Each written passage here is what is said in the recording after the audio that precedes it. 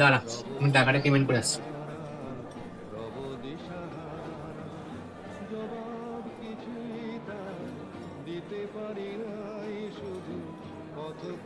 দাদা ছোট একটা এখানে চলবে না। কেন? ছোট একটা হলে সব জায়গায় চলে, না চলে আর কি আর? না দাদা সব জায়গায় চলতে পারে, আমার এখানে চলবে না। আপনি বড় একটা গাড়ি। চলবে, সব জায়গায় চলছে। ঠিক আছে, আমি দিয়ে দিচ্ছি, আমার কাছে আছে 1 টাকা। চাটা নিয়ে দিয়ে দিচ্ছি, নিয়ে চাটা নিয়ে তো যেতে যেতে কথা বলবো। কেন 1 টাকা দিতে গেলি? আরে সব জায়গায় চলে না এখন 1 টাকা। না, 1 টাকার ভ্যালু তো 1 টাকাই ভাই, ছোট হোক আর বড় হোক। ঠিক আছে, এইসব জায়গায় চলে না, কি আর করা যাবে?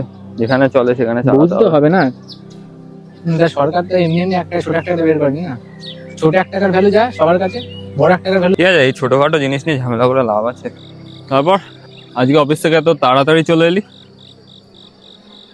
কালকে সারা রাত একটা প্রজেক্টে কাজ করছিলাম, ওই প্রজেক্টটা যদি কমপ্লিট করতে পারি তাহলে একটা প্রমোশনের ব্যাপার আছে, বস বলছিল।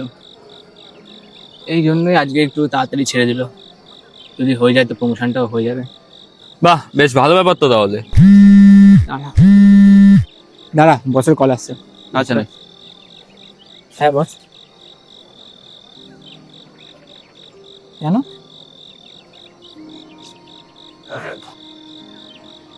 আচ্ছা ঠিক আছে। কথা হলো? হলো, কিন্তু প্রমোশনটা আর হলো না মনে হয় আমার। কেন? ওই পেয়ে গেছে প্রমোশন, ওরা আর আমার যোগ্যতা সমান। ও বসের চাটতে পেরেছে, আমি চাটতে পারিনি, এটাই। আর তুই কি বলবো? আসলে কি বলতো, তোর অবস্থা এই ছোট 1 টাকার মতো। এই ছোট 1 টাকা বড় 1 টাকার মতো সেম ভ্যালুয়েবল, কিন্তু সব জায়গায় চলে না। তো তোকে তো ঠিক মূল্য পেতে গেলে হয় নিজেকে চেঞ্জ করতে হবে, নয়তো এমন কোনো কোম্পানি খুঁজতে হবে যেখানে তোর মূল্য এই অভির মতোই হয়।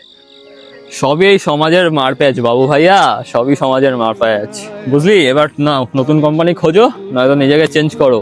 চলো।